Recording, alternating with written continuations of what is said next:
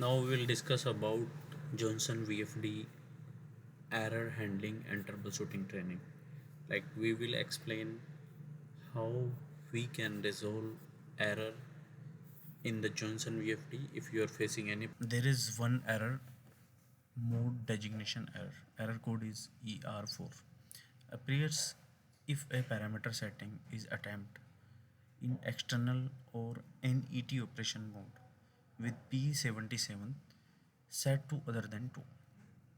Appears if parameter setting is attempted when the command source is not at operation panel. So what is need to check? Check the operation mode is PU operation mode.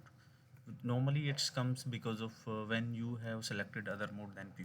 Okay, so you need to check parameter number P77 and set to.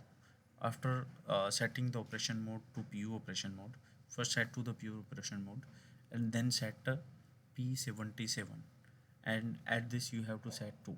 So it is normally it occurs because of mode designation, like you have changed it in different mode. So you need to check these two parameters. If these parameters are okay, then this error will be stopped, it will not come again. So you have to check and you have to work on this also.